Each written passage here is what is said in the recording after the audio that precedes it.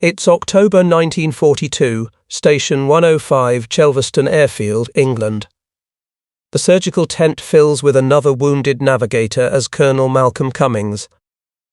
Grow bends over the operating table, hands working to remove fragments of German flak from the young man's chest cavity. The metal shards tore through his leather jacket as easily as paper through cloth. Grow's mind records what his eyes have seen dozens of times in recent weeks. The trajectory is low velocity. The wound pattern suggests the fragments had already lost most of their energy before impact. If only there had been something, anything, between this young man's skin and the exploding shell fragment outside his bomber. Through the surgical tent, Grow can hear another B-17 landing, engines coughing after crossing the channel from another daylight raid into the heart of Hitler's Reich. In the distance, more ambulances approach. The mathematics are becoming unbearable. Nearly 70% of casualties streaming through his field hospital share the same wound characteristic: slower-moving projectiles, flak fragments that tumble through the air after anti-aircraft shells burst around American bombers at 20,000 feet. Pieces of the aircraft itself, torn loose by explosions and transformed into deadly projectiles inside cramped fuselages. The young navigator will survive. Others that day will not. As the surgeon steps away from the operating table, he makes a decision that will alter the mathematics of aerial warfare.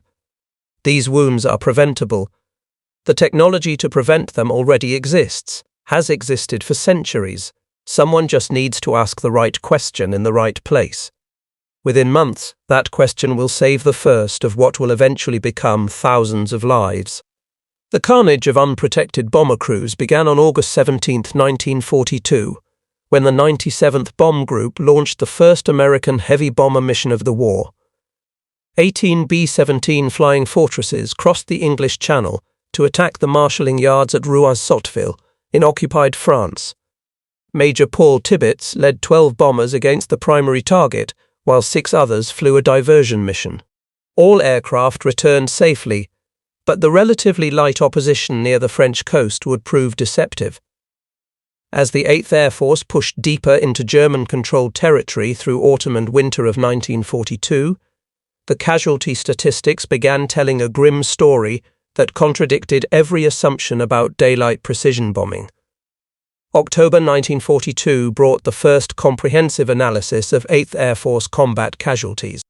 Medical officers compiled data from every wounded airman who passed through British hospitals. The numbers revealed a pattern that stunned military planners who'd expected the primary threat to be German fighter aircraft and their machine guns. Instead, the analysis showed that approximately 70% of all bomber crew wounds resulted from relatively low-velocity projectiles. Not bullets from Focke-Wulf Montums or Messerschmitt 109s, but fragments of exploding anti-aircraft shells and pieces of the bombers themselves torn loose by flak bursts. The flak environment over occupied Europe was unlike anything American air planners had anticipated. German anti-aircraft batteries, called Flugabwehrkanonen or flak, had been developed and refined during years of combat. By late 1942, the Luftwaffe had positioned thousands of guns around strategic targets. The standard 88mm flak gun could fire shells to altitudes exceeding 30,000 feet. Each shell carried a time delay fuse designed to detonate at a predetermined altitude, transforming the shell casing into hundreds of razor-sharp fragments traveling at lethal velocities. Colonel Grow understood the medical implications immediately. The October analysis revealed that torso wounds constituted the majority of fatal injuries. Chest wounds accounted for 36% of fatalities among unarmored crews, while abdominal wounds added another 39%.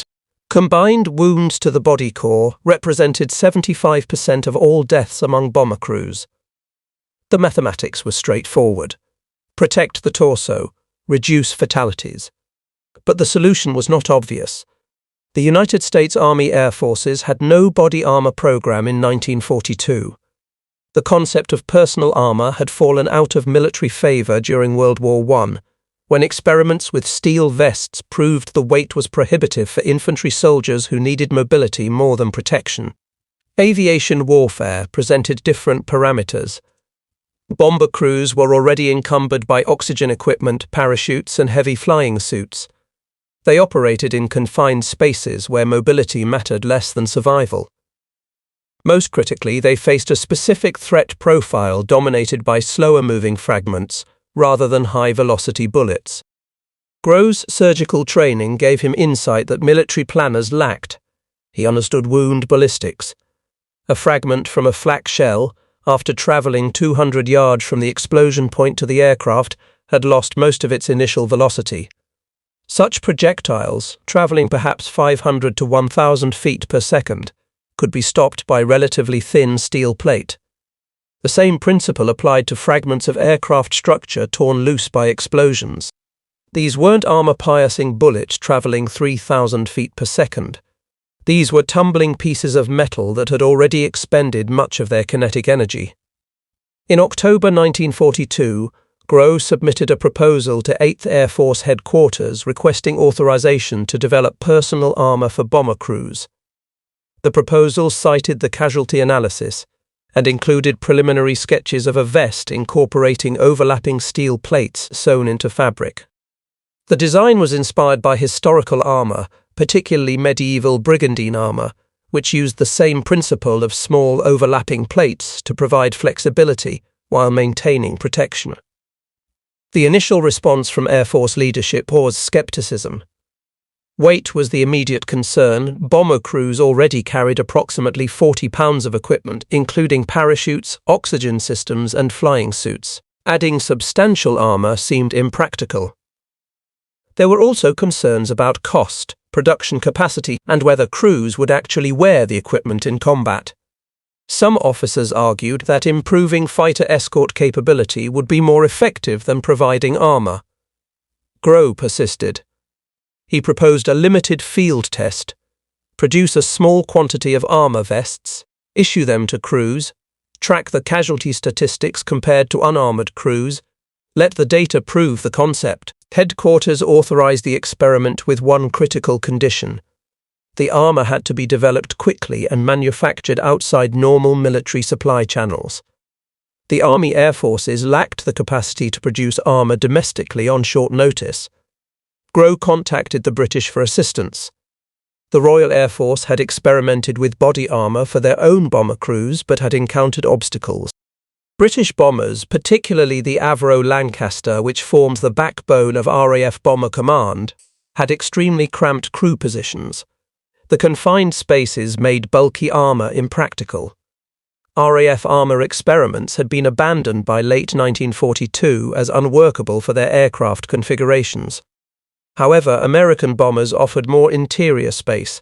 The B-17 and B-24, while certainly cramped by any civilian standard, provided slightly more room than the Lancaster. What didn't work for the RAF might work for the Americans. The British connected Grove with the Wilkinson Sword Company, a firm with a curious pedigree for wartime armor development. Founded in 1772, Wilkinson had built its reputation manufacturing swords, bayonets, and later razors. But the company maintained expertise in metallurgy and had a long history of armor work dating back to the Victorian era, when they produced bulletproof vests for British officers serving in colonial conflicts. During World War I, Wilkinson had manufactured body armor for officers, though the weight made it unpopular. By World War II, the company had shifted most production to aircraft fire suppression systems, but they retained the technical knowledge to work with armor plate.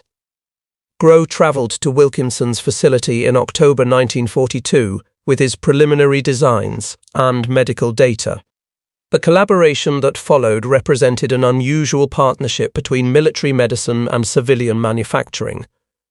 Grove brought his understanding of wound ballistics and human anatomy. Wilkinson contributed expertise in metalwork and production engineering.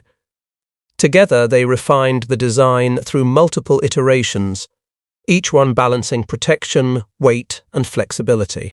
The final design consisted of 3 separate pieces. The main vest covered the torso, front, and back. A separate apron piece protected the lower abdomen and groin.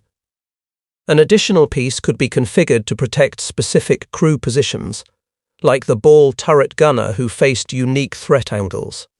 Each section incorporated 2-inch square plates of manganese steel, each plate approximately 1 mm thick. The plates overlapped slightly, sewn into pockets within a heavy canvas outer shell backed with soft cotton for comfort. The critical innovation was the manganese steel selection. This alloy provided hardness sufficient to stop or deflect reduced velocity fragments, while remaining thin enough to keep weight manageable. Each steel square weighed only a few ounces, but collectively they provided coverage for the torso's vital areas. The complete vest and apron combination weighed approximately 22 pounds, substantial, but not prohibitive given the lives at stake.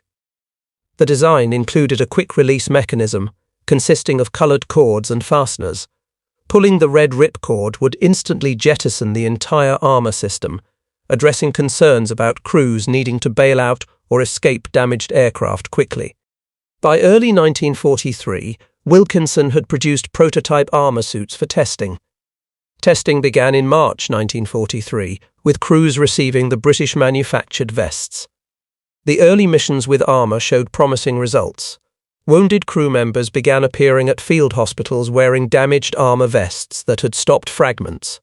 Medical officers examined the vests and found flak fragments embedded in steel plates, stopped before penetrating completely. The fragments had lost enough energy travelling from the flak burst to the aircraft that the thin manganese steel was sufficient to defeat them. By spring 1943, demand for the armour suits was beginning to grow. Word spread through 8th Air Force bases across England. British production capacity through Wilkinson Sword could not meet expanding demand. The company's facilities were already committed to other war production priorities.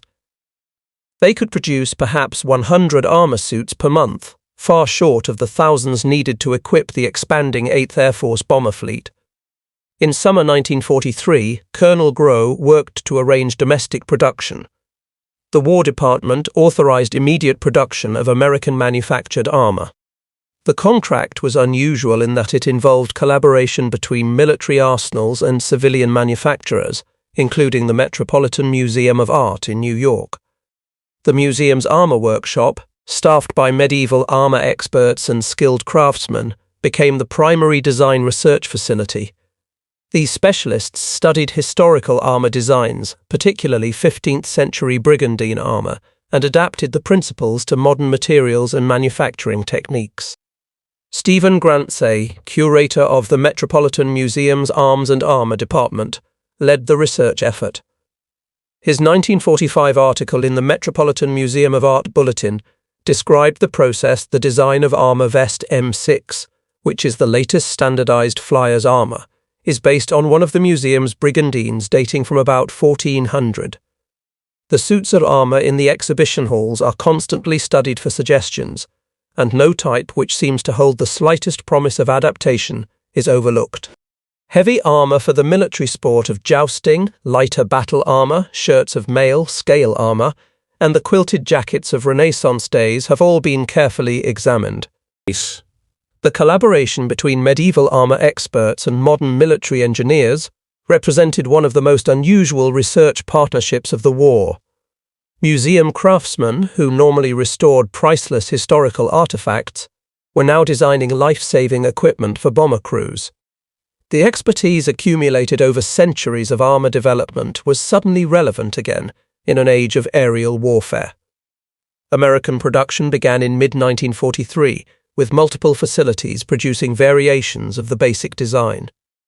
The standardized M1 vest used nylon fabric instead of canvas for the outer shell, a modification that improved water resistance and durability. The cotton backing was retained for comfort. The steel plates remained the same specification developed with Wilkinson Sword.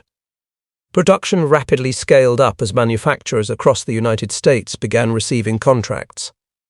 On October 5, 1943, the M1 Flyer's vest was officially adopted as standard equipment for all 8th Air Force bomber crews.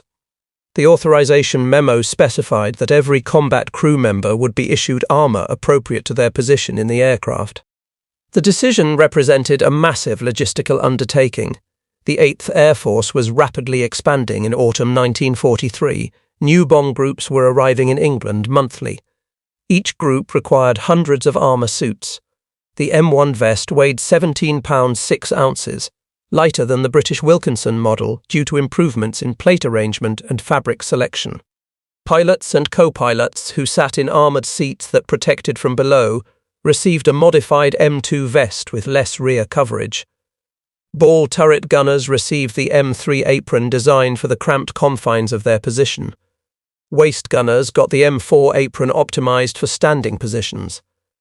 Bombardiers, navigators and other seated personnel received M5 groin armour to supplement the main vest. The modular design allowed crews to configure protection based on their specific threat exposure. Initial resistance to wearing the armour evaporated quickly once crews experienced it in combat. By early 1944, the armour programme had expanded to include additional protective equipment. The M3 helmet, developed specifically for bomber crews, provided better shrapnel protection than standard infantry helmets. The helmet used overlapping strips of manganese steel over a leather flying helmet base. The Grow helmet, named after its inventor, featured 5 overlapping steel strips that could stop fragments that would penetrate standard helmet designs. A comprehensive study conducted by 8th Air Force medical officers examined casualty rates comparing armoured versus unarmoured crews. The study, documented in official Army Medical Department histories, examined 1,117 battle casualties from heavy bombardment groups. Among crews not wearing body armour, fatalities from chest wounds were 36% and abdominal wounds 39%. Among armoured crews, these dropped to 8% and 7% respectively, representing a 77.1% reduction in thoracic wound fatalities and 82.1% reduction in abdominal wound fatalities. Additional analysis showed a reduction of 58% in individuals wounded and 60% in total wounds sustained among bomber crews after armour introduction. The armour could not prevent all deaths.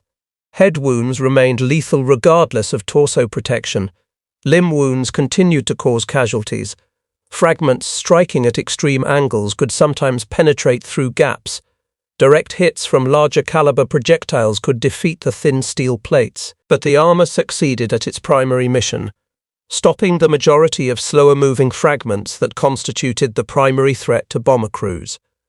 October 14, 1943, brought the mission that would become known as Black Thursday. The second raid on Schweinfurt ball-bearing factories saw 291 B-17 bombers dispatched.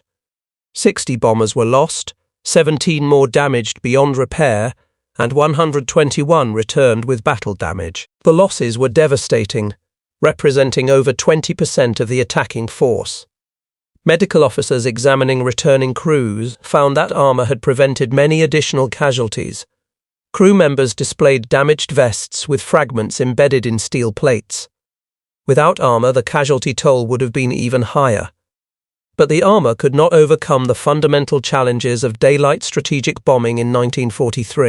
Even with protection, crews faced overwhelming odds during the darkest months of the air war. The turning point for bomber operations came not from armour alone but from fighter escort. The introduction of P-51 Mustangs with enough range to escort bombers deep into Germany changed the tactical balance. Long-range fighters could engage German interceptors before they reached the bomber formations. The combination of better fighter escort and body armour created a synergy that improved survival rates dramatically by spring 1944. By the time of the Normandy invasion in June 1944, the 8th Air Force had become a mature fighting force. Thousands of aircraft conducted precision strikes against French transportation networks and German defences. The armour programme had equipped virtually all bomber crews. Production had overcome initial shortages. By war's end, 338,780 M1 vests had been produced along with 95,919 M2 vests. One of the most remarkable aspects of the armour programme was how quickly it was implemented once the need was recognised. From Colonel Growe's initial analysis in October 1942 to full-scale production by late 1943 took just 1 year. This timeline included design development, prototype testing, contractor selection, production ramp-up, and distribution logistics. The program also represented effective Allied cooperation. The British provided initial production capacity through Wilkinson Sword. British metallurgists contributed expertise in steel alloys. The UK supplied 9,600 flak jackets to the US DOAF under reverse Lend-Lease. American manufacturers scaled up production using British designs as a foundation. The Metropolitan Museum of Art provided design research that improved the American versions. The collaboration crossed organizational boundaries in ways that were uncommon even in wartime. Colonel Malcolm Growe continued his innovations throughout the war. Beyond body armor, he developed better oxygen systems that reduced hypoxia at high altitudes. He pioneered rest homes where combat-stressed crews could recover between missions. He instituted psychiatric screening and support programs that reduced combat fatigue breakdowns. His holistic approach to crew health addressed physical and mental challenges simultaneously. In July 1943, Colonel Growe received the Legion of Merit for developing body armor to protect combat crews. The citation noted that a study of wounds showed nearly 70% were caused by projectiles of relatively low velocity, and that he led the way in developing light body armor and steel helmet that saved many lives and materially improved combat crew morale. In May 1944, General Growe was awarded the Distinguished Service Medal for developing a device to protect gunners from wind blast, electrically heated clothing, gloves, boots, hand warmers, and casualty bags for wounded, wind and fire-resistant face and neck protectors, and a special combat ration for use on long bombing missions. Frostbite cases decreased and flight efficiency increased. After a study of psychiatric failures in combat, he helped institute rest homes, a new special pass system, and special training for medical officers in tactical units. After the war, Growe was appointed acting air surgeon for the Army Air Forces in 1945 and air surgeon in 1946. When the United States Air Force became an independent service in 1947, the medical service initially remained with the Army. On July 1, 1949, Malcolm Growe became the first Surgeon General of the United States Air Force, serving until November 30, 1949. He retired as a Major General on December 1, 1949. He died on October 20, 1960, at the age of 72, having lived to see the full flowering of the body armor program he initiated. The lessons learned from the World War II armor program influenced Korean War equipment development. The M1952 vest issued to ground troops in Korea used ballistic nylon instead of steel plates, but followed the same modular design principles. Vietnam-era flak jackets incorporated improved materials, but retained the basic concept of flexible armor, providing protection against fragments. Modern body armor, with ceramic plates and Kevlar fabric, represents technological advancement, but follows the same fundamental approach that Colonel Growe pioneered in 1942. The legacy of Colonel Malcolm Growe's innovation extends into the present day. Every police officer wearing a bulletproof vest, every soldier equipped with body armor, every person whose life has been protected by flexible armor technology owes a debt to the flak vest program of World War II. Modern body armor has evolved technologically far beyond the M1 Flyer's vest, but the conceptual foundation remains unchanged. Today's ceramic plates and Kevlar fabric are more effective than manganese steel squares sewn into canvas, but they serve the same function, providing protection against fragments and projectiles that would otherwise kill or wound. The story of how one surgeon's development of steel vests saved thousands of lives contains no dramatic battlefield heroics. There are no last stands or impossible victories against overwhelming odds. Instead, it's a story of careful observation, data analysis, creative problem-solving, and bureaucratic persistence. Colonel Growe saw patterns in the wounds he treated. He connected those patterns to a solution drawn from history. He collaborated with unlikely partners to develop and test that solution. He advocated for adoption despite skepticism. He succeeded because the evidence was undeniable and the need was desperate.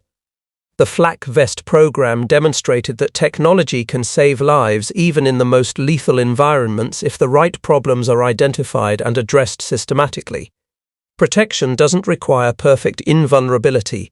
It requires adequate protection against the most common threats to reduce casualties to acceptable levels. The M1 flyer's vest couldn't stop everything, but it didn't need to. It needed to stop most fragments most of the time, and that's exactly what it did. The combined bomber offensive exacted a terrible toll. By war's end, the 8th and 15th Air Forces together suffered over 27,000 killed in action and another 9,000 wounded in action. Their AF Bomber Command lost over 55,000 men killed with approximately 18,000 wounded. The scale of the losses underscored the importance of any measure that could improve survival rates. Body armor represented one of the most effective life-saving initiatives of the entire air war, with documented casualty reductions of 60% overall and over 77% for fatal torso wounds. The bomber crews who flew through flak-filled skies over Germany in 1944 had dramatically better odds of survival than those who flew the same missions in 1942. Better fighters helped. Improved tactics helped. But body armor helped more than most people realize because it addressed the most common cause of casualties. Thousands of airmen survived their combat tours and returned home because one surgeon insisted that their wounds were preventable and worked tirelessly to prove it. The Malcolm Grow Medical Center at Andrews Air Force Base is named in his honor, ensuring that future generations of Air Force medical personnel will remember the surgeon who pioneered modern body armor. His innovations in aviation medicine extended far beyond the flak vest. He developed wind blast protection for gunners, electrically heated clothing that reduced frostbite, improved oxygen systems, psychiatric support programs, and rest facilities for combat-stressed airmen. Each innovation addressed a specific problem identified through systematic analysis of medical data. The Metropolitan Museum of Art created exhibits in subsequent decades showing the connection between medieval brigandine armor and modern flak vests. The exhibits displayed a 15th-century brigandine alongside an M1 flyer's vest, demonstrating how the principle of small layered plates had been adapted from ancient armor to modern materials. Museum curators noted that warfare's eternal challenge of protecting soldiers had found new solutions through creative application of historical knowledge. The Wilkinson Sword Company resumed civilian production after the war, returning to razors and garden tools, but the company retained pride in its wartime contribution to the flak vest program. Company histories published in subsequent decades devoted significant space to the collaboration with Colonel Grow and the development of protective equipment that saved thousands of American lives. The story of the flak vest development contains lessons that remain relevant decades later. Innovation often comes from unexpected sources. A surgical officer, not a procurement specialist, identified the problem and proposed the solution. A sword manufacturer, not an armor company, provided initial production capacity. A fine arts museum, not a military research lab, supplied critical design expertise. The program succeeded because it drew on diverse sources of knowledge and capability. The program also demonstrated the value of data-driven decision-making. Colonel Grow's initial proposal rested on solid medical statistics. Testing provided clear evidence of effectiveness. Expansion to full production was justified by casualty reductions in units using armor. At every stage, decisions were based on evidence rather than assumption. This rigorous approach overcame skepticism and bureaucratic resistance. Perhaps most importantly, the program showed that lives could be saved through protective technology even in lethal environments. The conventional wisdom in 1942 held that bomber operations over Germany were simply going to be bloody high casualties were assumed to be inevitable. Colonel Grow rejected this fatalism. He believed that better protection could reduce casualties even if it couldn't eliminate them entirely. His belief, backed by medical evidence and engineering expertise, proved correct. The flak vest stands as one of the most successful rapid military innovations of World War II, from problem identification in October 1942 to full implementation by late 1943, represents an exceptionally fast timeline for a program that required new equipment design, testing, contract negotiation, production scaling, and distribution logistics. The success resulted from clear evidence of need, practical solution design, effective collaboration between military and civilian entities, and unwavering support from Air Force leadership who recognized that protecting crews was essential to sustaining the bombing campaign. In the annals of military medicine, Colonel Malcolm Grove's development of body armor for bomber crews represents a triumph of systematic observation and evidence-based innovation. He saw patterns in the casualties he treated, identified a preventable cause, designed a practical solution, proved its effectiveness through testing, and persevered until it became standard equipment. His work established principles that continue protecting military personnel and law enforcement officers today. The fundamental concept remains unchanged. Identify the threat, design appropriate protection, balance weight against effectiveness, test in actual conditions, and issue as standard equipment. The mathematics of aerial warfare were altered fundamentally by the introduction of body armor. Before armor, approximately 36% of crews struck by fragments to the chest died. After armor, that mortality rate dropped to 8%. The improvement in survivability changed bomber crew psychology, tactics, and ultimately contributed to the outcome of the air campaign. Crews who believed they had a reasonable chance of surviving their tours flew with more confidence. Commanders could plan more aggressive missions knowing that crew loss rates were manageable. The story serves as a reminder that innovation often comes from unexpected places, that bureaucratic systems can be navigated when the stakes are clear, that collaboration across boundaries produces better results than isolated efforts, and that data-driven decisions lead to better outcomes than assumptions. Most importantly, it reminds us that individuals can make differences that echo through generations. One surgeon working with a sword company and a museum created a solution that saved thousands of lives and changed how militaries think about protecting their people. In their transformation from concept to reality lay not just the salvation of individual airmen, but the validation of a principle that remains vital today, that careful observation, creative thinking, and persistent advocacy can overcome even the most daunting challenges when lives hang in the balance. That is the enduring legacy of Colonel Malcolm Grove's flak vest program. Testament to what one determined individual can accomplish when armed with data, dedication, and an unwavering commitment to protecting those who serve.